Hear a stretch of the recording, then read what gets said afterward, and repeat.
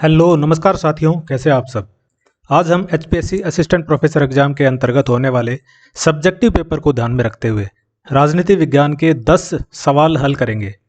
ये 10 सवाल अपने सिलेबस के प्रत्येक यूनिट में से एक एक उठाए गए हैं, यानी अपने 10 यूनिट हैं सिलेबस में। उन 10 यूनिटों में से मैंने एक एक प्रश्न उठाया है जो कि मोस्ट इंपॉर्टेंट है एक तरह से। आप सबके लिए ऐसे लगभग 500 साढ़े 500 प्रश्न तैयार किए जा रहे हैं, जिन्हें आप पढ़कर सीधे सीधे हर यूनिट की तैयारी कर सकते हैं। लगभग हर यूनिट में 50 से 60 प्रश्न बनते हैं अपने। इन प्रश्नों से आपकी कंसेप्चुअल क्लैरिटी भी बढ़ेगी, जिससे आपको स्क्रीनिंग पेपर में भी मदद मिलेगी। खासकर ऐसे सवाल जो कंसेप्चुअल बेस्ड आते हैं, उनको सोल्व करने में आपको काफ़ी मदद मिलेगी। अप्रोक्सीमेटली लगभग 450 प्रश्न मैं तैयार कर चुका हूँ, नवंबर दिसंबर से लगा हुआ हूँ। अगले 100 प्रश्न हल होने के बाद आपको ये सारे के सारे मिल जाएंगे। कोशिश रहेगी कि जल्द से जल्द ये सारा काम हो। तो चलिए बढ़ते हैं, आज के सवाल देखते हैं हम 10 कौन कौन से हैं। पहला सवाल है पहली यूनिट से, अपने पहली यूनिट से क्वेश्चन नंबर 33 इस पीडीएफ में है ये।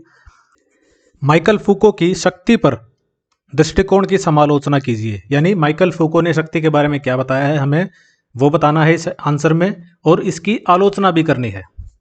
तो उत्तर, माइकल फूको ने शक्ति को पारंपरिक दृष्टिकोण से अलग एक जटिल और गतिशील रूप में देखा। उनकी प्रमुख कृतियां हैं डिसिप्लिन एंड पनिश, जो 1975 में उन्होंने लिखी है, और द हिस्ट्री ऑफ सेक्सुअलिटी 1976 में लिखी है। ये कृतियां शक्ति के नए स्वरूप को प्रस्तुत करती हैं।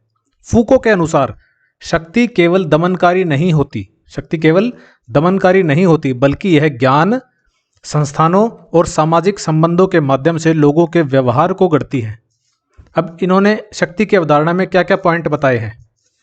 बेसिकली 3 पॉइंट है। नंबर 1, इन्होंने कहा कि शक्ति सर्वव्यापी है, ओमनीप्रेजेंट है। यह केवल शासक और शासित के बीच नहीं, बल्कि समाज के विभिन्न स्तरों में फैली हुई है। पूरी की पूरी सोसाइटी में पूरी पावर फैली हुई है, कहीं एक जगह केंद्रित नहीं है। ज्ञान और शक्ति के बीच में संबंध है। दूसरा पॉइंट इन्होंने बताया है कि शक्ति का ज्ञान से संबंध होता है। Knowledge is related to power. शक्ति और ज्ञान एक दूसरे के पूरक हैं। उन्होंने कहा knowledge is not for knowing, knowledge is for cutting. Knowledge is not for knowing, knowledge is for cutting. ये स्क्रीनिंग में भी क्वेश्चन पूछा जा सकता है कि ये स्टेटमेंट किसकी है। Knowledge is not for knowing, knowledge is for cutting, यानी ज्ञान केवल समझने के लिए नहीं, बल्कि शक्ति स्थापित करने के लिए होता है। तीसरा पॉइंट है अनुशासनात्मक शक्ति, डिसिप्लिनरी पावर। आधुनिक संस्थाएं जैसे स्कूल, अस्पताल, जेल लोगों को नियंत्रित करने और उनका निर्माण करने के लिए कार्य करती हैं। अब इसकी समालोचना देखते हैं। नंबर 1, अत्यधिक निर्धारणवाद। एक्सेसिव डिटर्मिनिज्म हमें देखने को मिलता है इनकी अवधारणा से। फूको का मानना है कि शक्ति हर जगह फैली हुई है, जिससे यह अस्पष्ट हो जाता है कि व्यक्ति की स्वतंत्रता और प्रतिरोध की क्या भूमिका है। दूसरा है राजनीतिक विश्लेषण की कमी। इनकी आलोचना, सेकंड आलोचना है राजनीतिक विश्लेषण की कमी। तीसरी है नैतिक दिशा का अभाव। चौथा है अति सापेक्षता, यानी रिलेटिविज्म पे ज़्यादा फोकस कर रहे हैं ये। तो राजनीतिक विश्लेषण की कमी, उनकी व्याख्या में शक्ति का व्यवहारिक राजनीतिक संदर्भ कम मिलता है। मार्क्सवादी विचारकों के अनुसार फूको वर्ग संघर्ष और आर्थिक संरचनाओं को पर्याप्त महत्व नहीं देते हैं। तो खासकर मार्क्सवादी विचारकों ने ये विश्लेषण भी दिया है। नैतिक दिशा का अभाव, फूको शक्ति के प्रभाव को विश्लेषण करते हैं, लेकिन यह नहीं बताते हैं कि इससे निपटने के लिए क्या किया जाना चाहिए। तो नैतिक दिशा नहीं बता रहे हैं ये कोई। रिलेटिविज्म, अति सापेक्षता, उनकी दृष्टि में कोई निश्चित सत्य नहीं होता, जिससे नैतिकता और न्याय के स्थायी मानदंडों को तय करने कठिन हो जाता है। अब निष्कर्ष देखते हैं। फूको की शक्ति की अवधारणा पर विवाद होने के बावजूद यह सामाजिक संरचनाओं, संस्थानों और ज्ञान के प्रभाव को समझने के लिए एक क्रांतिकारी दृष्टिकोण प्रदान करती है। हालांकि उनकी आलोचना यह दर्शाती है कि शक्ति को पूरी तरह सर्वव्यापी मानने के बजाय उसके प्रभावों, सीमाओं का भी विश्लेषण आवश्यक है। तो सब्जेक्टिव की दृष्टि से ये सवाल अपना कंप्लीट होता है। ऑब्जेक्टिव में देखें तो इसमें कुछ क्वेश्चंस बन सकते हैं। जैसे 2 तो ये पुस्तकें हैं, discipline and punish, the history of sexuality. ये किसने लिखी है? माइकल फूको ने लिखी है 1975 एंड 1976 में। इसके बाद नॉलेज के साथ किसने पावर को कनेक्ट किया, ज्ञान के साथ शक्ति का संबंध है, ये किसने बताया था? माइकल फूको ने बताया। और ये स्टेटमेंट भी इंपॉर्टेंट हो जाती है, ज्ञान केवल समझने के लिए नहीं, बल्कि शक्ति स्थापित करने के लिए होता है। सो ये अगला प्रश्न है अपना जो यूनिट 2 से लिया है। मार्क्स का द्वंद्वात्मक भौतिकवाद यानी डायलैक्ट्रिकल मेटेरियलिज्म क्या है, इसकी आलोचना करें। द्वंद्वात्मक भौतिकवाद यानी डायलैक्ट्रिकल मेटेरियलिज्म कार्ल मार्क्स और फ्रेडरिक एंगल्स द्वारा प्रतिपादित एक दार्शनिक सिद्धांत है जो हेगल के द्वंद्वात्मक आदर्शवाद को भौतिकवादी स्वरूप में प्रस्तुत करता है। यह सिद्धांत भौतिक परिस्थितियों और आर्थिक संरचनाओं को समाज के विकास और परिवर्तन का मुख्य कारक मानता है। अब देखिए इंट्रोडक्शन में हमने क्या किया है, पहला तो हमने बताया कि द्वंद्वात्मक भौतिकवाद किसने दिया है, कार्ल मार्क्स और फ्रेडरिक एंगल्स ने।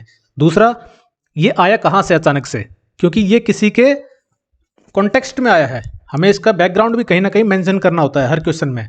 तो ये कब आया, जब पहले दिया है हेगल ने द्वंद्वात्मक आदर्शवाद, इसके बाद आया है द्वंद्वात्मक भौतिकवाद। तो हेगल को भी हमने कहीं ना कहीं इसमें मेंशन कर दिया है। इससे ये पता चल जाता है इन्विजिलेटर को कि कैंडिडेट को इसका बैकग्राउंड भी पता है। तो संदर्भ सहित इंट्रोडक्शन हमने दिया है। अब आगे बढ़ते हैं। मार्क्स का द्वंद्वात्मक भौतिकवाद आखिर है क्या। अब देखिए भौतिकवाद क्या होता है। मार्क्स के अनुसार विचार नहीं बल्कि भौतिक परिस्थितियां वास्तविकता का निर्माण करती हैं।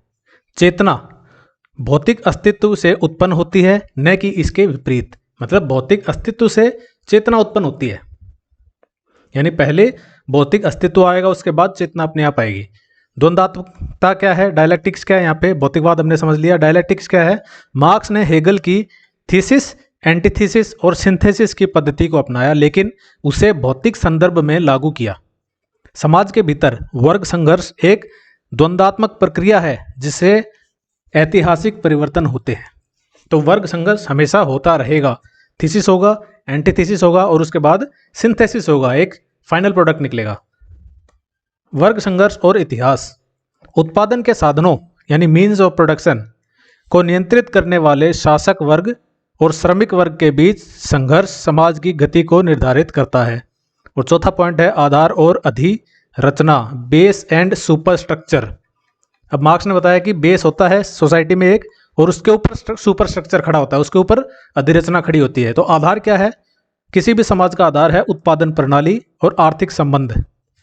जो भी इकोनॉमिक सिस्टम है वहाँ का वही पूरा पूरा आधार है, उसके ऊपर बाकी संरचनाएं बनती हैं।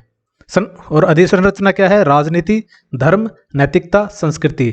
ये जो अधिसंरचना है ये इस बेस के ऊपर डिपेंड करती है।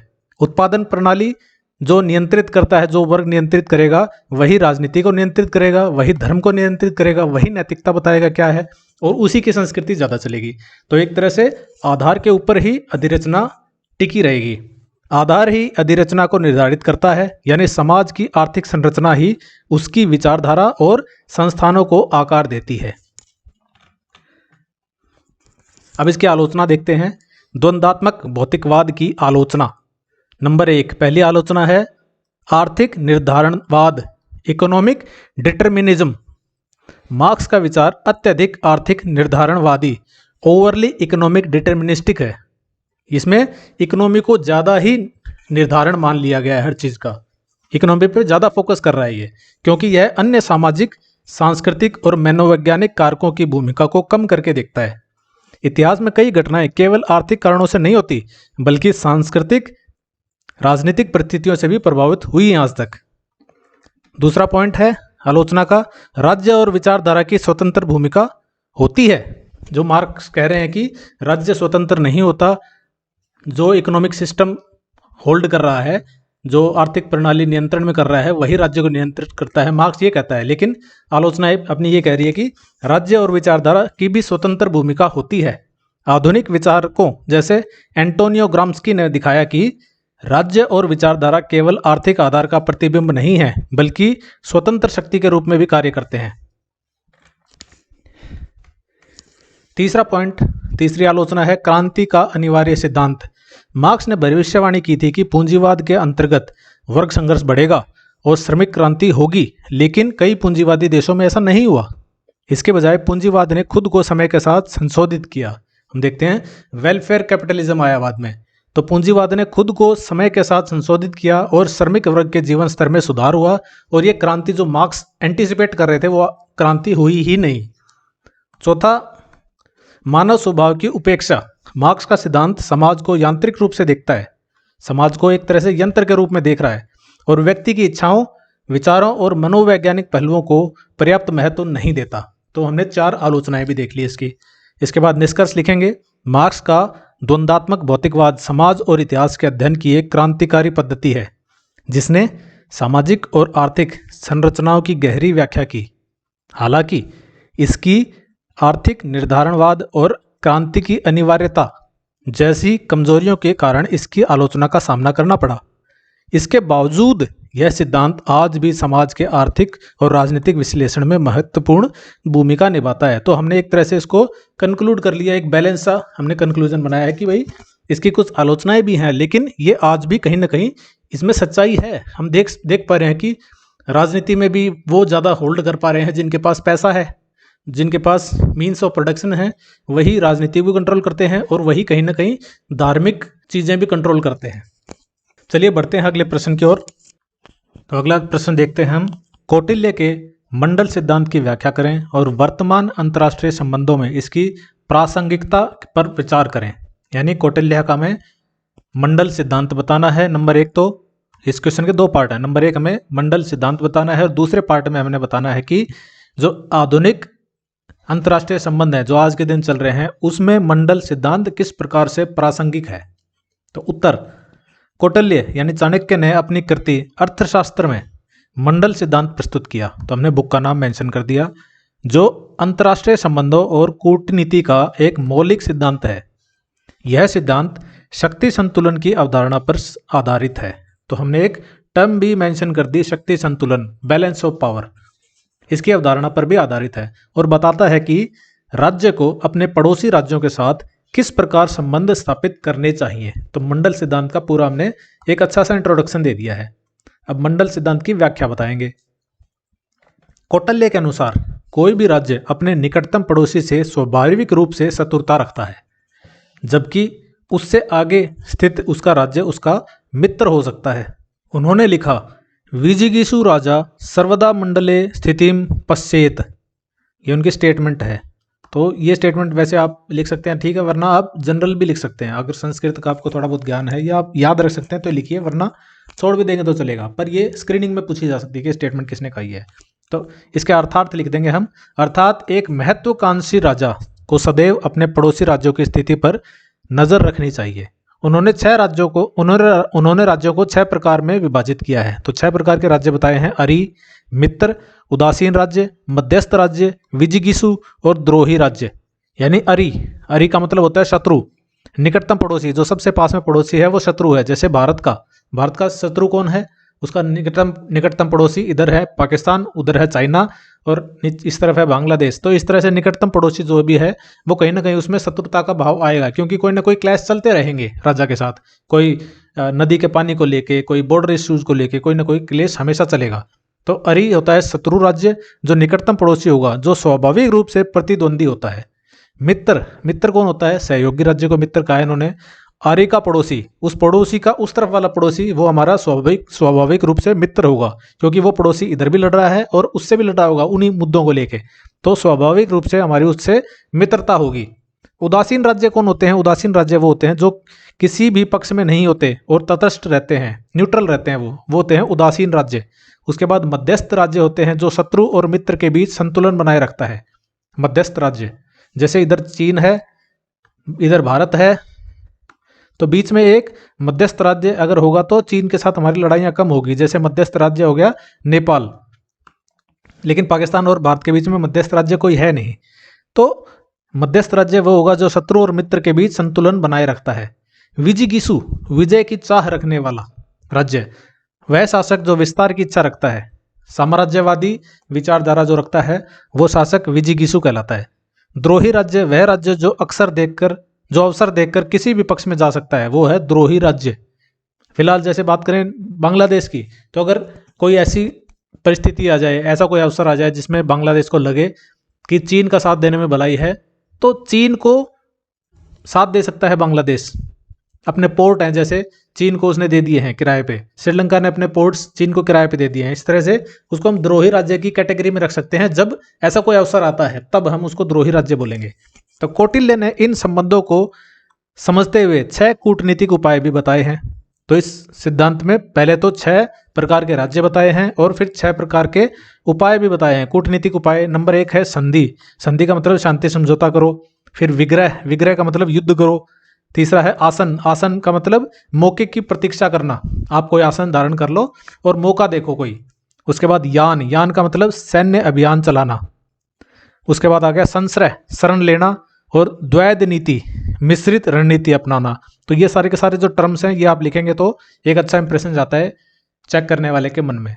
दूसरा, ये सारे के सारे टर्म्स हैं ये आपके स्क्रीनिंग एग्जाम में भी पूछे जा सकते हैं। उसके बाद वर्तमान अंतर्राष्ट्रीय संबंधों में प्रासंगिकता, यानी क्वेश्चन का हम सेकंड पार्ट करने वाले हैं। अब एक पार्ट अगर करके छोड़ देंगे तो आपको पूरे नंबर नहीं मिलेंगे। अगर 10 नंबर का सवाल है तो एक पार्ट करने पे आपको 5 नंबर में ही आपको स्कोर दिया जाएगा जो भी आपका बनेगा। तो पीजीटी एग्जाम्स में भी बहुत बार ऐसे कैंडिडेट्स के साथ हुआ था कि सेकंड पार्ट पे कम फोकस किया था। आपको क्वेश्चन देख के एनालाइज करना होता है कि सेकंड पार्ट और फर्स्ट पार्ट की इक्वल इंपॉर्टेंस है, या हो सकता है कि फर्स्ट पार्ट 6-7 नंबर का बन रहा हो और सेकंड पार्ट थोड़ा सा आपको लिखना हो, तो वो क्वेश्चन की समझ से आपको आ जाएगा। बहुत सारे क्वेश्चन आप प्रैक्टिस करेंगे तो आपको पता चल जाएगा कि क्वेश्चंस के 2 पार्ट भी हो सकते हैं, 3 पार्ट भी हो सकते हैं, कौन सा पार्ट ज़्यादा वजनदार है। और इमेजिन करके आपको डिसाइड करना होता है कि किस पार्ट पे आपको ज़्यादा जोर देना है, किस पार्ट के ज़्यादा मार्क्स हो सकते हैं। तो इस क्वेश्चन में लगभग लग रहा है कि दोनों पार्ट्स के बराबर बराबर नंबर मिलेंगे। तो वर्तमान अंतर्राष्ट्रीय संबंधों में प्रासंगिकता क्या है? कौटिल्य का मंडल सिद्धांत आज भी अंतर्राष्ट्रीय राजनीति और कूटनीति में महत्वपूर्ण भूमिका निभाता है। नंबर 1, भारत की विदेश नीति। भारत की नेबरहुड फर्स्ट पॉलिसी और लुक ईस्ट पॉलिसी इसी सिद्धांत पर आधारित है। भारत चीन पाक संबंध, भारत पाकिस्तान और चीन का संबंध, भारत के लिए पाकिस्तान अरी है, जबकि चीन पाकिस्तान का मित्र बनकर भारत के लिए चुनौती खड़ी करता है। अमेरिका और रूस की नीति। अमेरिका और रूस दोनों वैश्विक स्तर पर कौटिल्य की नीतियों का पालन करते हुए शक्ति संतुलन बनाए रखते हैं। कैसे? कि अमेरिका जो रूस के जो भी पड़ोसी राज्य हैं उनसे मित्रता करने की कोशिश करेगा, क्योंकि रूस का जो भी पड़ोसी राज्य होगा वो स्वाभाविक रूप से उसका शत्रु होगा। इसी प्रकार से रूस ने जो क्यूबा के मिसाइल संकट की हम बात करते हैं तो क्यूबा अमेरिका के पास में लोकेटेड था, तो रूस ने उस क्यूबा को चुना अपनी मिसाइल लगाने के लिए उस समय, तो क्यूबा मिसाइल संकट उससे बना था। अंतर्राष्ट्रीय गठबंधन। भारत ने क्वाड यानी अमेरिका, जापान, ऑस्ट्रेलिया के साथ जो क्वाड बना है उसका और ब्रिक्स यानी रूस, चीन, ब्राजील, दक्षिण अफ्रीका के साथ जैसे गठबंधनों में शामिल होकर अपने शत्रु और मित्र राष्ट्रों की नीति को संतुलित किया है। तो भारत ने क्वाड भी ज्वाइन कर लिया जिसमें अमेरिका है, और भारत ने ब्रिक्स भी ज्वाइन कर लिया जिसमें रूस है। तो भारत एक तरह से अंतर्राष्ट्रीय गठबंधन जो करता है वो इस तरह से करता है कि मंडल सिद्धांत का प्रयोग कर सके हम। तो इन गठबंधनों में शामिल होकर अपने शत्रु और मित्र राष्ट्रों की नीति को संतुलित करता है भारत। उसके बाद 5वां लेटेस्ट हम देख सकते हैं रूस और यूक्रेन युद्ध का एग्जाम्पल। रूस के लिए यूक्रेन अरी है यानी शत्रु की तरह कार्य कर रहा है, जबकि अमेरिका और यूरोपीय संघ यूक्रेन के मित्र के रूप में समर्थन दे रहे हैं। निष्कर्ष, कौटिल्य का मंडल सिद्धांत आज भी अंतर्राष्ट्रीय राजनीति और कूटनीति में अत्यंत प्रासंगिक है। आधुनिक राष्ट्र अपनी विदेश नीति में इसी शक्ति संतुलन की अवधारणा को अपनाते हैं, जिससे उनकी सुरक्षा और कूटनीतिक स्थिति में मजबूती बनी रहे। तो शक्ति संतुलन की अवधारणा है ये। मंडल सिद्धांत क्या है? एक तरह से शक्ति संतुलन की अवधारणा है, बैलेंस ऑफ पावर की कंसेप्ट के ऊपर बेस्ड है ये। तो मंडल सिद्धांत जब भी क्वेश्चन आता है आपको बैलेंस ऑफ पावर मेंशन करनी होती है, शक्ति संतुलन मेंशन करना होता है। इस टर्म को मेंशन करेंगे तभी आपको अच्छे नंबर मिलेंगे। चलिए बढ़ते हैं अगले सवाल की ओर। तो ये सवाल है अपनी अगली यूनिट से, तुलनात्मक राजनीति यानी कंपैरेटिव पॉलिटिक्स की यूनिट से। तुलनात्मक राजनीति में राजनीतिक संस्कृति की अवधारणा की व्याख्या करें और इसकी प्रासंगिकता का मूल्यांकन करें। यानी इसमें भी, इस सवाल में भी 2 पार्ट हैं। नंबर 1 हमें राजनीतिक संस्कृति की अवधारणा की व्याख्या करनी है और दूसरे पार्ट में हमें करना है इसकी प्रासंगिकता बतानी है। तो उत्तर देखते हैं। राजनीतिक संस्कृति यानी पॉलिटिकल कल्चर तुलनात्मक राजनीति का एक महत्वपूर्ण तत्व है जो किसी समाज के राजनीतिक दृष्टिकोण, मूल्यों, मान्यताओं और व्यवहारों को दर्शाता है। यह अवधारणा बताती है कि विभिन्न समाजों में राजनीतिक प्रणाली को नागरिक कैसे देखते हैं और उसमें कैसे भाग लेते हैं। अब कुछ बुक्स हमें मेंशन करनी पड़ेंगी और ये बताना पड़ेगा यह अवधारणा किसने दी है। तो गैब्रियल ऑलमंड और सिडनी वर्बा।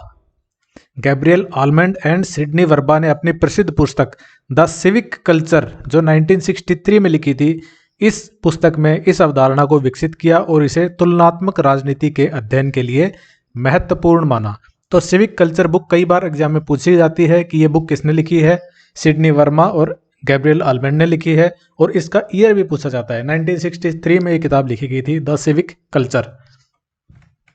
अब राजनीतिक संस्कृति की अवधारणा समझते हैं। राजनीतिक संस्कृति उन मनोवैज्ञानिक प्रवृत्तियों और भावनात्मक जुड़ावों को संदर्भित करती है जो नागरिकों के राजनीतिक दृष्टिकोण को निर्धारित करते हैं। यह समाज की ऐतिहासिक पृष्ठभूमि, परंपराओं, शिक्षा प्रणाली और राजनीतिक समाजीकरण के माध्यम से निर्मित होती है।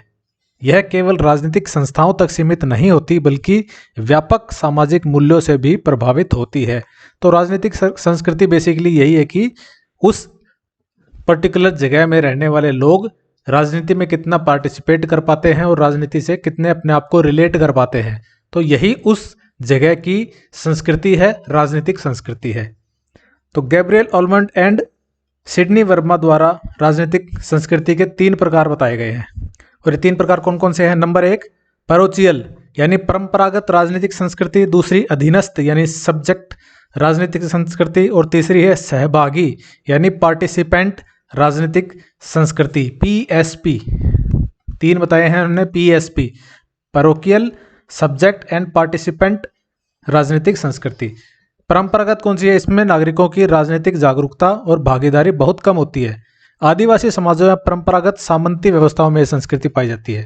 भाई पैरोकियल या परंपरागत वो है जिसमें आदिवासी समाज में ये संस्कृति पाई जाएगी, इसमें राजनीतिक जागरूकता कम होगी, भागीदारी भी कम करते हैं। उसके बाद आ जाती है अधीनस्थ राजनीतिक संस्कृति। नागरिक राजनीतिक संस्थाओं को मान्यता देते हैं लेकिन वे सक्रिय भागीदारी नहीं करते। अथॉरिटेरियन यानी अधिनायकतावादी व्यवस्था जितनी है, जहाँ पे एक अधिनायक सारे राजनीति को संचालित करता है, उन व्यवस्थाओं में संस्कृति पाई जाती है कि लोग मान्यता तो देते हैं उन्हें कि भाई इनकी सरकार है, पर उसमें पार्टिसिपेट नहीं कर रहे हैं। वहाँ लोकतंत्र नहीं होता, वहाँ जो अधिनायकवादी है, जो भी अधिनायक है वहाँ पे वही कंट्रोल कर रहा है। तीसरा है सहभागी यानी पार्टिसिपेंट राजनीतिक संस्कृति। इसमें नागरिक राजनीतिक प्रक्रियाओं में सक्रिय भागीदारी करते हैं। लोकतांत्रिक समाज जितने भी हैं उनमें यह संस्कृति अधिक पाई जाती है। इसके अलावा अगला कंसेप्ट आता है सिविक कल्चर, नागरिक राजनीतिक संस्कृति। यह उपरोक्त तीनों तत्वों का संतुलित रूप है। इन तीनों का संतुलित रूप है ये पीएसपी का, जिसमें नागरिक जागरूक होते हैं लेकिन संस्थागत स्थिरता बनाए रखते हैं। पश्चिमी लोकतांत्रिक देशों में यह आदर्श राजनीतिक संस्कृति माना जाता है। तो ये एक आइडियल कंडीशन है। अगर पूछा जाए, इन्होंने सिडनी वर्मा ने आइडियल कंडीशन कौन सी बताई थी? वो बताई थी सिविक कल्चर यानी नागरिक राजनीतिक संस्कृति। अब राजनीतिक संस्कृति की प्रासंगिकता देखते हैं। नंबर 1, इससे लोकतांत्रिक स्थिरता मिलती है। राजनीतिक संस्कृति लोकतंत्र की स्थिरता और प्रभावशालिता को प्रभावित करती है। मजबूत लोकतंत्र में सहभागी संस्कृति आवश्यक होती है। दूसरा, राजनीतिक समाजीकरण। यह राजनीतिक मूल्यों और आदर्शों को पीढ़ी दर पीढ़ी संचारित करने में सहायक होती है। तीसरा है तुलनात्मक राजनीति के अध्ययन में उपयोगिता है इसकी। विभिन्न देशों की राजनीतिक प्रणालियों की तुलना करने में यह दृष्टिकोण सहायक होता है। इससे हमें पता चलता है कि किस किस देश में किस किस प्रकार की राजनीतिक संस्कृति है, हम तुलना कर सकते हैं। तो तुलनात्मक राजनीति के अध्ययन में भी ये काफ़ी उपयोगी है। चौथा है आधुनिकीकरण और राजनीतिक विकास। राजनीतिक संस्कृति यह निर्धारित करती है कि कोई समाज कितनी तेजी से राजनीतिक रूप से विकसित हो रहा है। अब निष्कर्ष पे आ जाते हैं। निष्कर्ष में लिखेंगे, राजनीतिक संस्कृति तुलनात्मक राजनीति के अध्ययन में एक महत्वपूर्ण अवधारणा है जो यह समझने में मदद करती है कि नागरिक और राजनीतिक संस्थाएं एक दूसरे के साथ कैसे व्यवहार करती हैं। यह किसी देश की राजनीतिक स्थिरता और लोकतांत्रिक प्रक्रिया के प्रभावी संचालन के लिए आवश्यक है। इसलिए समकालीन राजनीति में इसकी प्रासंगिकता बनी हुई है, विशेष रूप से उन देशों के संदर्भ में जो लोकतांत्रिक परिवर्तन और राजनीतिक विकास के दौर से गुजर रहे हैं। तो इसी के साथ अपना ये उत्तर समाप्त होता है। अगला क्वेश्चन देखते हैं अभी हम। जी हाँ, ये अगला सवाल अपना आता है जो इंटरनेशनल रिलेशंस वाली यूनिट है उससे।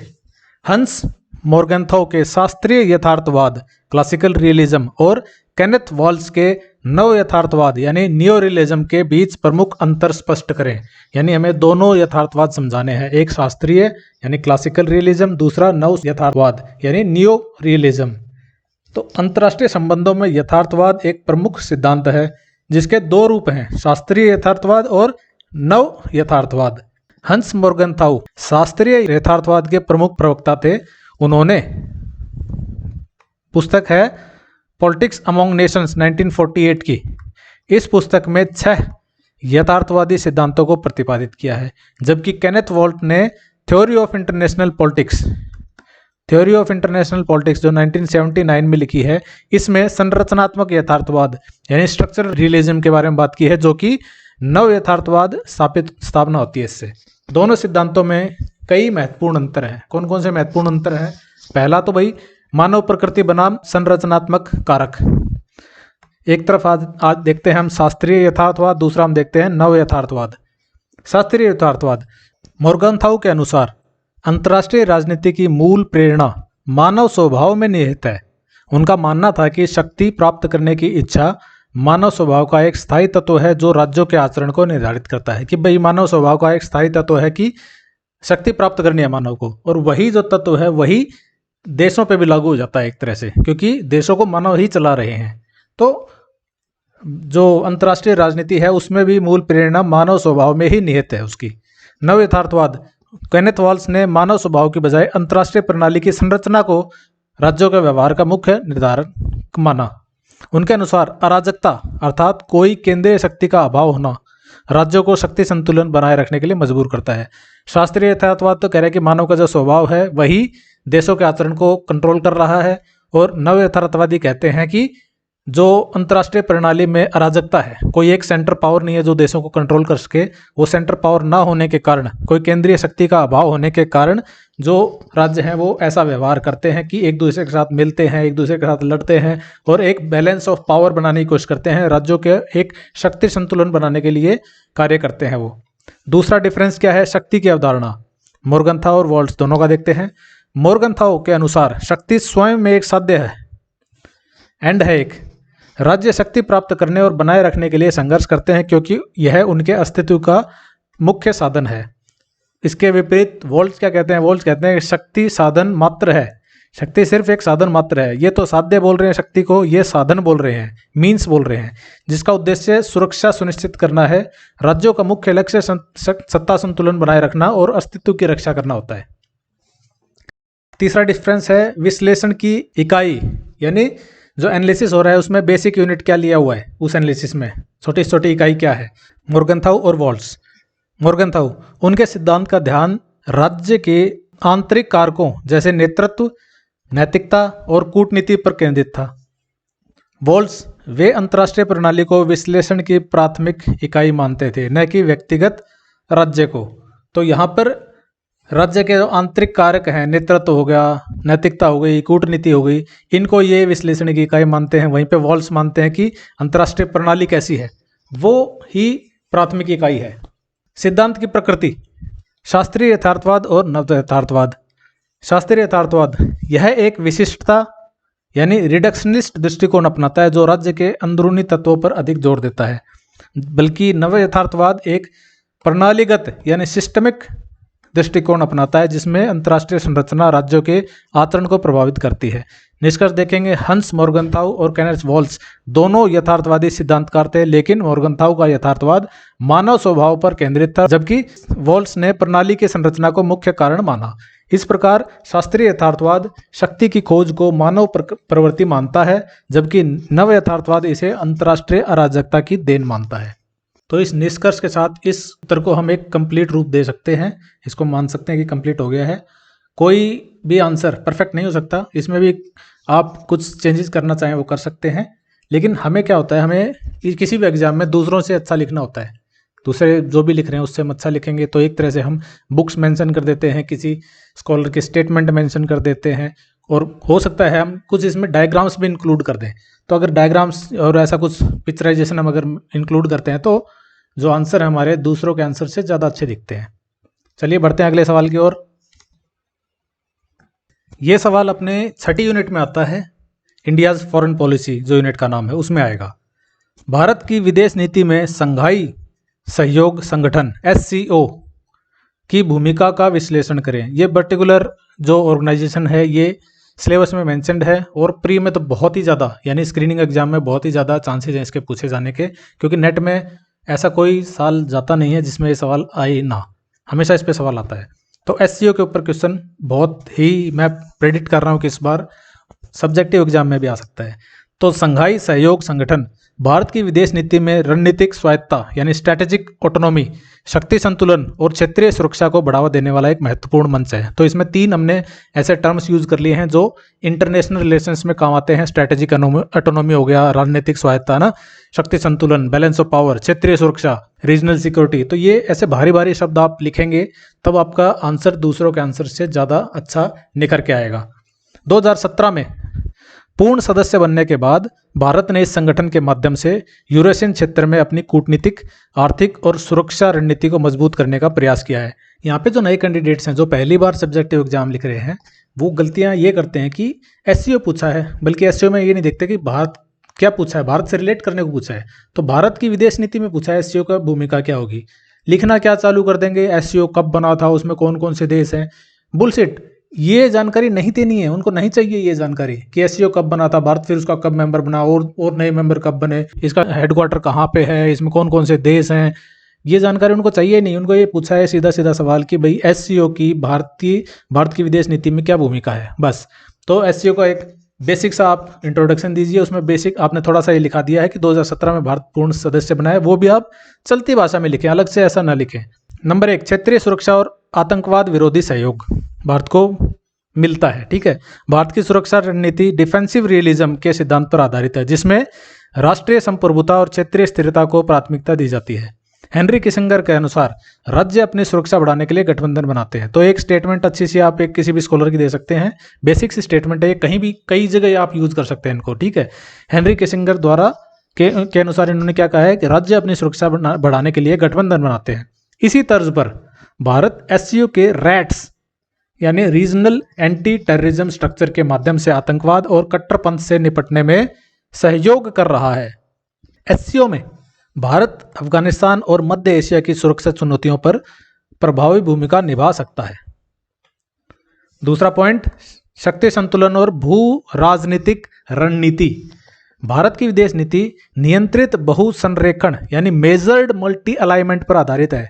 हम एक जगह अलाइन नहीं होते हैं, मल्टी अलाइनमेंट करते हैं। हम कहीं ना कहीं अपनी फॉरेन पॉलिसी इस तरह से कि हम रूस के साथ भी अलाइंड होते हैं, हम यूएसए के साथ भी अलाइंड होते हैं, चाहे उनके बीच में ऐसा दौर चल रहा हो कि उनके संबंध अच्छे ना चल रहे हो, लेकिन हम दोनों से अलाइनमेंट रखेंगे और वो हमारा अलाइनमेंट है वो मल्टी अलाइनमेंट हो गया एक तरह से, और वो मेजर्ड है। मेजर्ड का मतलब हम नाप तोल के अलाइनमेंट करते हैं, कितना हमें अलाइनमेंट करने की जरूरत है, अपने नेशनल इंटरेस्ट को ध्यान में रखते हुए करते हैं। तो भारत की विदेश नीति जो है वो नियंत्रित बहुसंरेखण पर आधारित है, मेजर्ड मल्टी अलाइनमेंट पर आधारित है, जिसमें चीन और रूस के साथ शक्ति संतुलन बनाए रखने की रणनीति अपनाई जाती है। केनेथ वोल्ट्स के अनुसार राज्य अराजकता में शक्ति संतुलन बनाए रखने की कोशिश करते हैं। तो ये स्टेटमेंट किसकी है? केनेथ वोल्ट्स की है। किसिंगर की स्टेटमेंट भी देख ली, एक केनेथ वोल्ट्स की भी देख ली। ये स्टेटमेंट्स जो हैं वो इंटरनेशनल रिलेशंस में लगभग बहुत सारे क्वेश्चंस में आप यूज कर सकते हैं, एक बार आपने इनको याद कर लिया तो। प्लस स्क्रीनिंग एग्जाम में भी आपसे पूछा जाता है कि ये स्टेटमेंट किसने दी थी।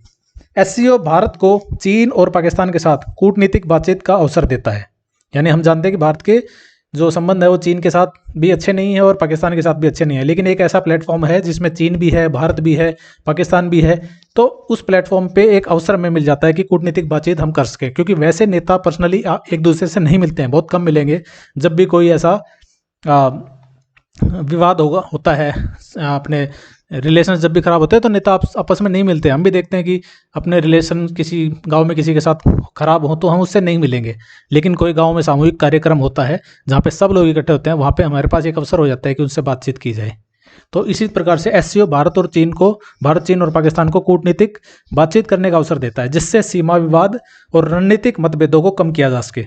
रूस के साथ ऊर्जा और सहयोग को मजबूत करने में एससीओ सहायक रहा है। इसके बाद तीसरा पॉइंट है, तीसरी भूमिका क्या है? आर्थिक सहयोग और ऊर्जा सुरक्षा। भारत की ऊर्जा सुरक्षा और व्यापार रणनीति में एससीओ की भूमिका महत्वपूर्ण है। ब्रेजिंस्की की स्टेटमेंट लिखेंगे। ब्रेजिंस्की के अनुसार जो यूरेशिया को नियंत्रित करता है वह वैश्विक शांति संतुलन को नियंत्रित करता है। बहुत इंपॉर्टेंट स्टेटमेंट है, ये एग्जाम में पूछी जाती है। जो यूरेशिया को नियंत्रित करता है वह वैश्विक शक्ति संतुलन को भी नियंत्रित करता है, ब्रेजिंस्की की स्टेटमेंट है। भारत एससीओ के INSTC international north south transport corridor और चबाहार बंदरगाह, जो कि कहाँ है चबाहार बंदरगाह? पाकिस्तान में, राइट। पाकिस्तान का जो चबाहार बंदरगाह है और INSTC के माध्यम से मध्य एशिया तक अपनी पहुंच बढ़ा रहा है। चौथी भूमिका क्या है? बहुपक्षीयता और सॉफ्ट पावर कूटनीति। भारत SCO, ब्रिक्स, G20 और क्वाड जैसे संगठनों के माध्यम से वैश्विक शक्ति संरचना में अपनी स्थिति मजबूत कर रहा है। जोसेफ नाई के अनुसार सॉफ्ट पावर अंतर्राष्ट्रीय राजनीति में प्रभाव बढ़ाने का एक प्रभावी तरीका है। भारत SCO के सांस्कृतिक और शिक्षा पहल का उपयोग मध्य एशिया में अपनी मजबूत पहचान करने के लिए कर रहा है। तो सॉफ्ट पावर के नज़रिए से देखें तो भी अगर SCO का मेंबर भारत बना है 2017 में, तो उसके बाद से भारत की सॉफ्ट पावर भी बढ़ी है। पांचवी भूमिका SCO की क्या होगी भारत की विदेश नीति में? चुनौतियां और भविष्य की संभावनाएं। चीन और पाकिस्तान का गठजोड़ भारत के लिए कूटनीतिक चुनौती बना हुआ है। भारत BRI इनिशिएटिव यानी बेल्ट एंड रोड इनिशिएटिव का विरोध करता है। बेल्ट एंड रोड इनिशिएटिव किसका है? चीन का है। उसके चीन का इनिशिएटिव ये है कि चीन भारत के कश्मीर के अंदर से होते हुए पाकिस्तान के अंदर होते हुए चबाहार बंदरगाह तक निर्माण कर रहा है, सड़क और रेल निर्माण, जिसका भारत ने विरोध किया है कि भारत की संप्रभुता को खतरा होता है इससे। भारत से पूछे बिना भारत जो पाकिस्तान ऑक्युपाइड कश्मीर वाला इलाका है वो पाकिस्तान ने चीन को दिया और जिसके थ्रू ये रोड निकाला जा रहा है। तो भारत BRI रोड का इनिशिएटिव इसका विरोध कर रहा है, जिससे SCO में कुछ मतभेद बने रहते हैं। तो ये इसकी चुनौतियां हैं। रूस के साथ रक्षा और ऊर्जा सहयोग को और मजबूत करने के लिए भारत SCO के आर्थिक तंत्र में अधिक सक्रिय भागीदारी की ओर बढ़ सकता है। तो निष्कर्ष क्या लिखेंगे? SCO भारत की विदेश नीति को सुरक्षा, कनेक्टिविटी, ऊर्जा सहयोग, बहुपक्षीय कूटनीति के विभिन्न पहलुओं में मजबूती प्रदान करता है। यह भारत को यूरेशिया में प्रभाव बढ़ाने, चीन रूस के साथ शक्ति संतुलन बनाने, मध्य एशियाई देशों के साथ आर्थिक संबंध मजबूत करने का अवसर देता है। हालांकि चीन पाकिस्तान गठबंधन और BRI जैसी चुनौतियां बनी हुई हैं, फिर भी भारत अपने राष्ट्रीय हितों को प्राथमिकता देते हुए SCO में सक्रिय बना रहेगा। तो इस तरह से हमने एक होलसम आंसर लिखा है और जो कि मुझे लगता है कि ठीक ठाक आंसर है। चलिए बढ़ते हैं अगले सवाल की ओर। ये 7वां सवाल अपने 7वीं यूनिट यानी पॉलिटिकल इंस्टीट्यूशन ऑफ इंडिया से लिया गया है। दल बदल विरोधी कानून क्या है? इससे जुड़ी महत्वपूर्ण समस्याओं को उजागर करें। तो इसके भी 2 पार्ट हैं। पहले पार्ट में हमें दल बदल विरोधी कानून के बारे में समझाना होगा और दूसरे पार्ट में हमें इससे संबंधित जो भी समस्याएं हैं उसके बारे में डिस्कस करना होगा। उत्तर देखते हैं। भारतीय राजनीति में दल बदल विरोधी कानून एंटी डिफेक्शन लॉ को 52वें संविधान संशोधन अधिनियम 1985 के द्वारा संविधान की 10वीं अनुसूची में जोड़ा गया था। तो थोड़ा सा हमने फैक्ट्स डाल दिया इंट्रोडक्शन में। इसका प्रमुख उद्देश्य क्या है? इसका प्रमुख उद्देश्य है राजनीतिक अस्थिरता को रोकना और निर्वाचित प्रतिनिधियों की जवाबदेही सुनिश्चित करना। इस कानून के तहत यदि कोई सांसद या विधायक अपने दल के खिलाफ कार्य करता है तो उसे अयोग्य ठहराया जा सकता है। इसके मुख्य प्रावधान क्या हैं? 2 प्रकार के प्रावधान हैं। एक तो अयोग्यता का आधार बताया गया है इसमें। यदि कोई स्वेच्छा से अपने दल की सदस्यता छोड़ता है तो उसे उस सांसद को या उस विधायक को अयोग्य ठहराया जा सकता है। यदि कोई सदस्य पार्टी व्हिप के खिलाफ मतदान करता है या मतदान नहीं करने का फैसला लेता है, मतलब पार्टी व्हिप कह रहा है कि यहाँ आप इस चीज़ पे आप वोट कीजिए, उसके खिलाफ वोटिंग कर देता है या फिर वोटिंग करने ही नहीं जाता, तो भी उसके खिलाफ जो दल बदल विरोधी कानून लगा के उससे अयोग्य ठहराया जा सकता है। तीसरा है यदि वह निर्दलीय विधायक होने के बाद किसी राजनीतिक दल से जुड़ता है, यानी चुनाव लड़ते समय तो वो निर्दलीय विधायक था, लेकिन चुनाव लड़ने के बाद वो किसी राजनीतिक दल से जुड़ जाता है, यानी ये टाइम लिमिट वैसे 6 महीने की है, तो उसके बाद अगर वो राजनीतिक दल से जुड़ता है तो उसे अयोग्य ठहराया जा सकता है। विदिन 6 मंथ आप जुड़ सकते हो। दूसरे प्रावधान है इसमें छूट के प्रावधान। कुछ छूट भी दी गई हैं। जैसे पहली छूट क्या है? यदि किसी पार्टी के 2/3 सदस्य किसी अन्य दल में विलय कर लेते हैं तो इसे दल बदल विलय नहीं माना जाएगा, है ना। कोई एक पार्टी है, इसमें इतने सारे लोग हैं और इसमें से 2/3 लोग अलग हो जाएं, ये 2/3 लोग अलग हो जाएं और अन्य दल में विलय कर लेते हैं तो इसे दल बदल नहीं माना जाएगा, क्योंकि ये प्रावधान जो है वो 91वां संविधान संशोधन है उसमें लाया गया था। उससे पहले ये 1/3 की सीमा थी। दूसरी छूट क्या है? यदि कोई सांसद या विधायक speaker, deputy speaker, chairman, deputy chairman के रूप में निर्वाचित हो जाता है और उसके बाद वो अपने दल को छोड़ता है तो उस पर ये नियम लागू नहीं होगा, यानी इनको इस नियम से बाहर रखा गया है, स्पीकर, डिप्टी स्पीकर, चेयरमैन और वाइस चेयरमैन। अब इसकी इस बिल से रिलेटेड, इस कानून से रिलेटेड प्रमुख समस्याएं क्या क्या हैं? दल बदल विरोधी कानून से जुड़ी प्रमुख समस्याएं। नंबर 1, पहली समस्या यह है कि लोकतंत्र और विचारों की स्वतंत्रता पर प्रभाव पड़ता है। डॉक्टर भीमराव अंबेडकर ने संविधान सभा में बहस में कहा था कि लोकतंत्र की सफलता इस बात पर निर्भर करती है कि जनता द्वारा चुने गए प्रतिनिधि स्वतंत्र रूप से अपनी राय व्यक्त कर सकें, तभी वो लोकतंत्र जो है वो एक सच्चा लोकतंत्र माना जाएगा। हालांकि दल बदल विरोधी कानून जनप्रतिनिधियों को पार्टी की विचारधारा से अलग सोचने से रोकता है। अगर पार्टी किसी गलत बिल पे वोटिंग करवाना चाह रही है तो अगर वो उसको लगता है कि भाई ये चीज़ गलत है, लेकिन उसे फिर भी वोट करने पे मजबूर होना पड़ रहा है, क्योंकि अगर वो वोटिंग नहीं करेगा पार्टी विप के अनुसार तो उसे अयोग्य कह दिया जाएगा, अयोग्य घोषित कर दिया जाएगा। तो इस प्रेशर से वो पार्टी को सपोर्ट करता है पार्टी के गलत होने के बावजूद, तो एक तरह से स्वतंत्र रूप से अपनी राय व्यक्त नहीं कर पाता वो। दूसरी समस्या ये है कि स्पीकर की भूमिका। हम जानते हैं कि ये जो बिल है ये इसमें प्रावधान यही है कि स्पीकर की इसमें बहुत बड़ी भूमिका है। स्पीकर डिसाइड करेगा कि दल बदल विरोधी कानून किसी पर लगेगा कि नहीं लगेगा। तो वर्तमान परिप्रेक्ष्य में स्पीकर को दी गई असीमित शक्ति उसके निर्णय को पक्षपातपूर्ण बना सकती है, जिससे लोकतांत्रिक संतुलन प्रभावित होता है। लेकिन 92 में एक किहोटो होलन केस आया था, किहोटो होलन बनाम जचिलू। इस केस में सुप्रीम कोर्ट ने कहा कि स्पीकर का निर्णय न्यायिक समीक्षा के अंतर्गत आता है। तो 1992 में सॉल्यूशन तो कर दिया, पर ये सॉल्यूशन जो है वो संविधान में नहीं लिखा गया है, ये सॉल्यूशन एक सुप्रीम कोर्ट के ऑर्डर के द्वारा ही किया गया है। विधायी बहसें कमजोर पड़ती हैं। राम मनोहर लोहिया ने कहा था कि लोकतंत्र में असहमति का विशेष महत्व है। यह कानून विधायकों और सांसदों को स्वतंत्र रूप से बोलने से रोकता है, जिससे संसद और विधानसभाओं में सार्थक बहस बाधित होती है। चौथा, कानून का दुरुपयोग। वर्तमान में राजनीतिक दल बदल विरोधी कानून का दुरुपयोग कर अपने असंतुष्ट सदस्यों को दबाने के लिए इसका उपयोग कर सकते हैं। अगर उनको लगता है कि उनके कोई विधायक बागी हो रहे हैं तो उनको दबाने के लिए इस कानून का मिसयूज किया जा सकता है, और हो भी रहा है। नए तरीकों से दल बदल, इन्होंने नए तरीके निकाल लिए हैं। हाल ही के वर्षों में देखा गया कि नेता सामूहिक इस्तीफे देकर फिर से चुनाव लड़ते हैं, यानी 2/3 का जो ऑप्शन लाया गया था 1991 में, इस 2/3 लोग सामूहिक रूप से इस्तीफे देते हैं और फिर से चुनाव लड़ने लग जाते हैं, तो वो अयोग्य नहीं ठहराए जाते, तो जिससे सरकारें गिर जाती हैं। अटल बिहारी वाजपेयी की एक बात इंपॉर्टेंट है, उन्होंने कहा था कि राजनीति में नीतियों से अधिक संख्या बल महत्वपूर्ण हो गया है।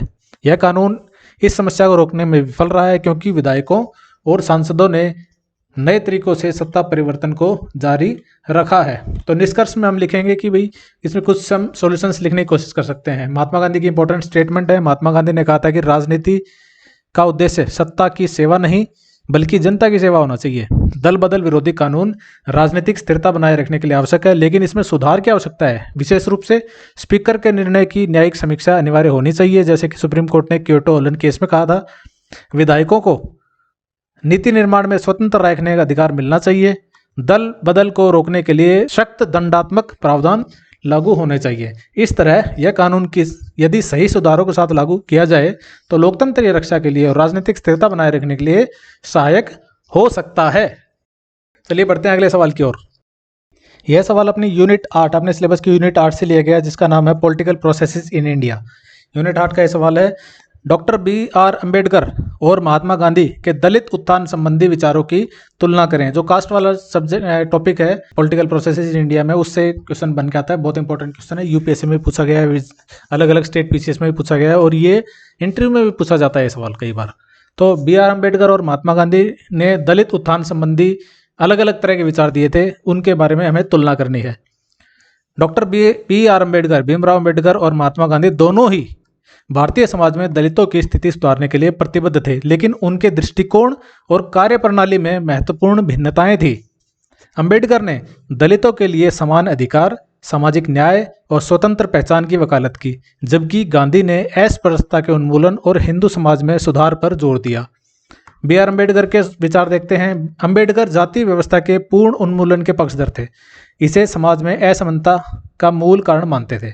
उन्होंने आरक्षण, शिक्षा और राजनीतिक प्रतिनिधित्व को दलित उत्थान के लिए अनिवार्य माना।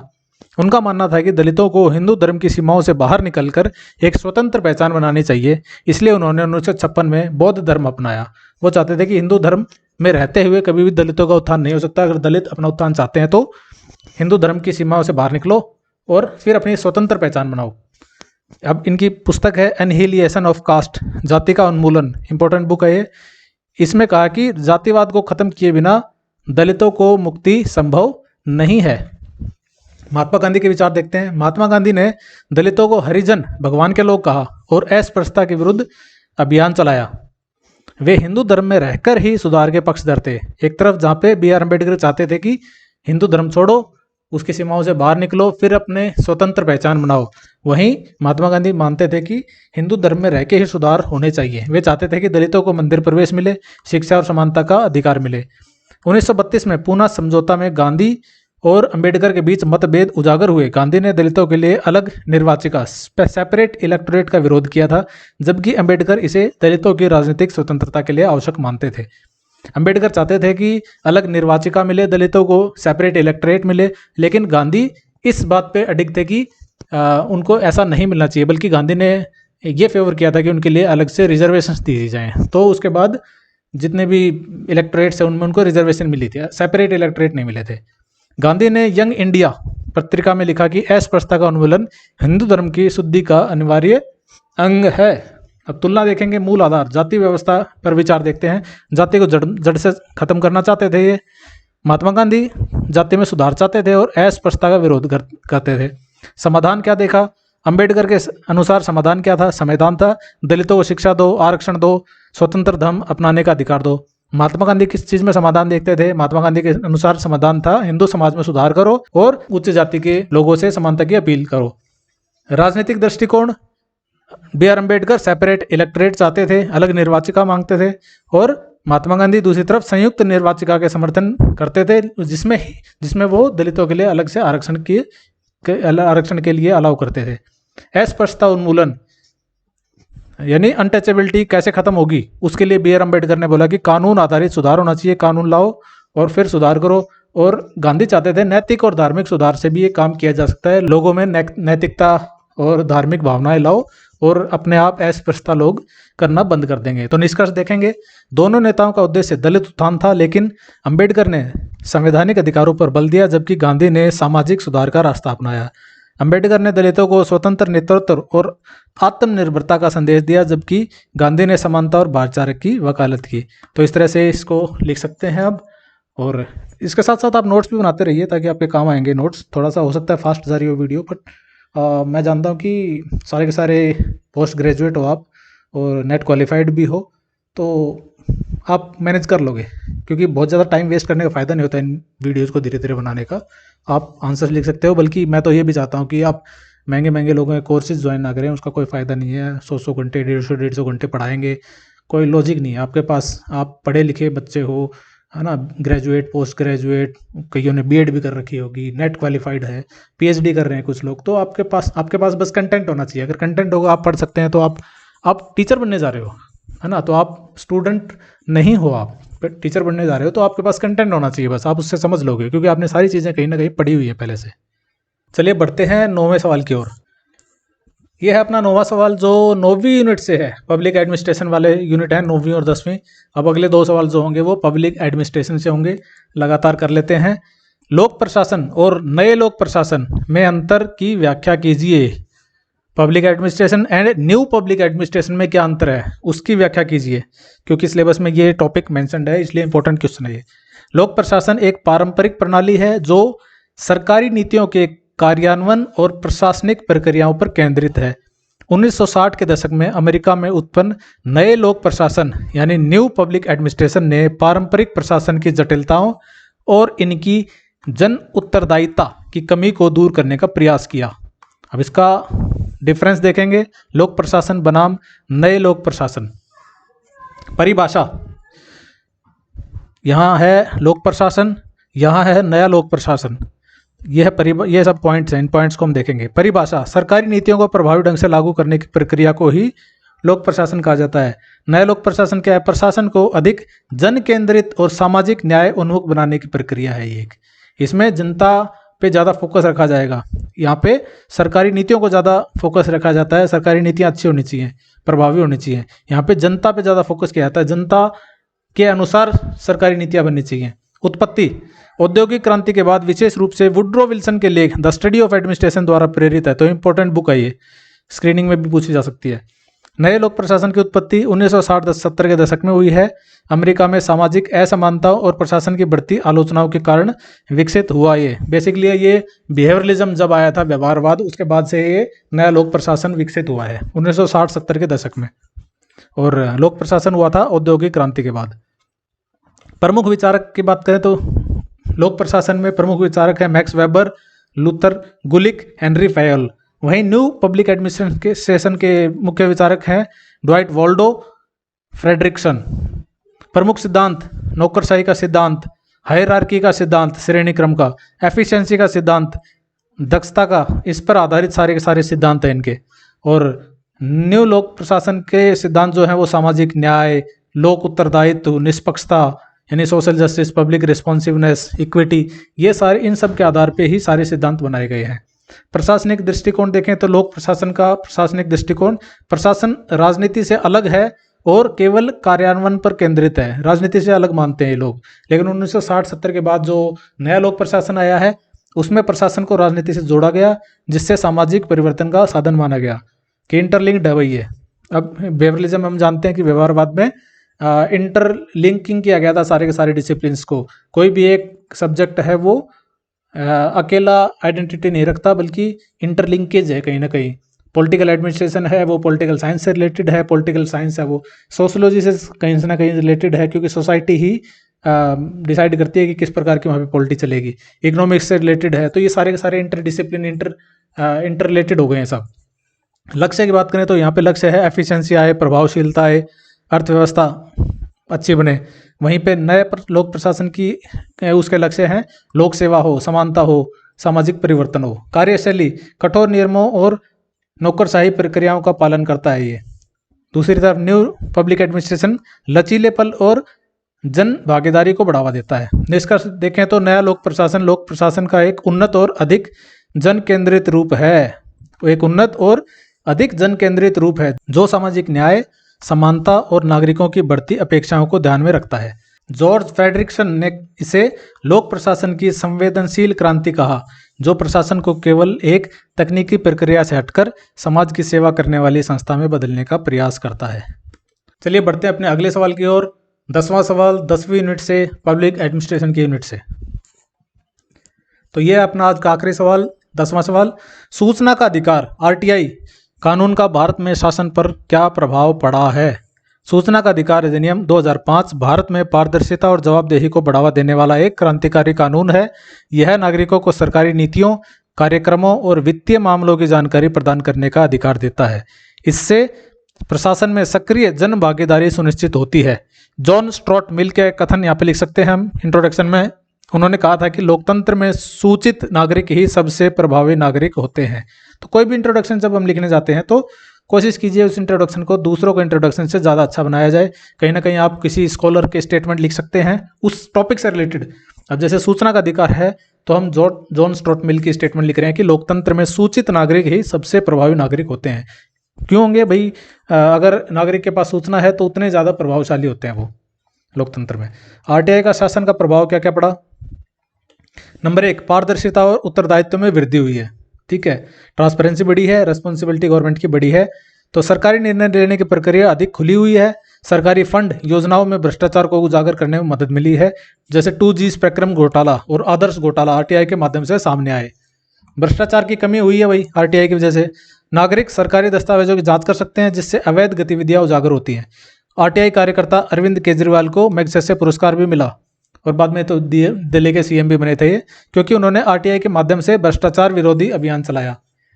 तीसरा, लोक नीति निर्माण में नागरिक भागीदारी। आरटीआई ने आम जनता को नीति निर्माण की प्रक्रिया में भाग लेने का अवसर दिया। मनरेगा और पीडीएस में अनियमितताओं का खुलासा आरटीआई के माध्यम से हुआ है। चौथा है, नौकरशाही की जवाबदेही बढ़ी है। ठीक है, नौकरशाही अब जवाबदेह है आरटीआई आने के बाद। सरकारी अधिकारी अब फैसलों को सही ठहराने के लिए बाध्य हैं। यशवंत सोनावाने केस 2011 में खाद्य माफिया को आरटीआई के माध्यम से उजागर किया गया। अब चुनौतियां क्या हैं और सुधार की आवश्यकता क्या है इसमें? चुनौतियां, कई बार सूचना देने से इनकार किया जाता है, विशेष रूप से सुरक्षा से जुड़ी जानकारी। ये बोल दिया जाता है कि भाई सिक्योरिटी से रिलेटेड चीज़ है और सूचना देने से मना कर देते हैं। आरटीआई कार्यकर्ताओं पर हमले बड़े हो रहे हैं, बहुत ज़्यादा कोई आरटीआई डालता है तो उसके ऊपर प्रेशर डाला जाता है, कहीं ना कहीं पॉलिटिशियंस हैं या माफिया हैं वो उसको परेशान करने की कोशिश करते हैं, उनके ऊपर हमले किए जाते हैं, कई आरटीआई कार्यकर्ता मारे भी गए हैं। तीसरा, ब्यूरोक्रेसी में देरी और सूचना आयोग की निष्क्रियता चिंता का विषय है। ब्यूरोक्रेसी में देरी होती है भाई, ब्यूरोक्रेसी कोई काम फटाफट करती थी, अब वो संभल संभल के करती है क्योंकि उसको मालूम है कभी भी आरटीआई लग सकती है। दूसरी चीज़, आरटीआई बार बार लगने से ब्यूरोक्रेसी का एक जो पार्ट है वो इसी चीज़ में लगा रहता है, उसके जवाब देने में यहाँ वहाँ। तो सुधार की आवश्यकता है। सुधार क्या है? आरटीआई कार्यकर्ताओं की सुरक्षा के लिए सख्त कानून बने। दूसरा, सूचना आयोग में अधिक स्वायत्तता और तेजी से कार्रवाई हो। निष्कर्ष, आरटीआई कानून ने भारतीय शासन को अधिक पारदर्शी, जवाबदेह और जनोन्मुखी बनाया है, पब्लिक ओरिएंटेड बनाया है। महात्मा गांधी ने कहा था कि अच्छा प्रशासन वही है जो जनता को उत्तर देने के लिए बाध्य हो। अच्छी स्टेटमेंट है महात्मा गांधी की। आप आरटीआई जैसे ट्रांसपेरेंसी, आरटीआई, इन सब टॉपिक्स में इनको यूज कर सकते हो। हालांकि इसकी प्रभावशीलता को बनाए रखने के लिए सुधार और सुरक्षा उपायों की आवश्यकता है ताकि यह कानून लोकतंत्र को मजबूत करता रहे। So these were the 10 questions जिनकी आप प्रैक्टिस करें। आप लिखने की कोशिश कीजिए, आपको लगभग आइडिया लग जाएगा किस तरह से आंसर्स लिखने हैं आपको, और प्रैक्टिस करते रहिए। स्क्रीनिंग के बाद तो हम और ज़्यादा प्रैक्टिस करेंगे इन चीज़ों की। बाकी जो मैं सवाल बना रहा हूँ 500 550 सारे के सारे टॉपिक वाइज बना रहा हूँ, यूनिट वाइज। इस यूनिट से इस टॉपिक पे ये सवाल बन सकते हैं, जो भी मोस्ट इंपॉर्टेंट सवाल हैं यूपीएससी में पूछे गए हैं, स्टेट पीसीएस में पूछे गए हैं, या फिर यूजीसी नेट का पेपर जो 2011 से पहले सब्जेक्टिव होता था, वो सारे क्वेश्चंस इंक्लूड किए गए हैं। तो इस तरह से इंपॉर्टेंट क्वेश्चंस अपने सिलेबस के हिसाब से यूनिट वाइज 10 अलग अलग बुकलेट आपको मिलेंगी, और मैं कोशिश करूंगा जल्दी से जल्दी ये यूनिट आपके टेबल पे पहुंचे। प्रिंटेड फॉर्म में आपको मिल जाएंगी और आप बस उनको पढ़िए, बार बार रिवाइज कीजिए। 500-600 सवालों को इंपॉर्टेंट आप देख लीजिए कौन कौन से इंपॉर्टेंट है, वो भी हम आगे भी डिस्कस करेंगे। और मैंने इतने सारे क्वेश्चन इसलिए इंक्लूड कर रहा हूँ ताकि सिलेबस का कोई भी टॉपिक छूटे ना। हमारी कोशिश यही रहेगी कि 18 जो सवाल पूछे जाएंगे उन 18 में से कम 15-16 सवाल भिड़ जाएं। हमें 15 करने होते हैं, 15 के 15 अगर पूरी इस बुकलेट से आ गए तो बेस्ट है, वरना 10-12 भी आ जाते हैं तो भी एक अच्छा आंसर लिख सकते हैं।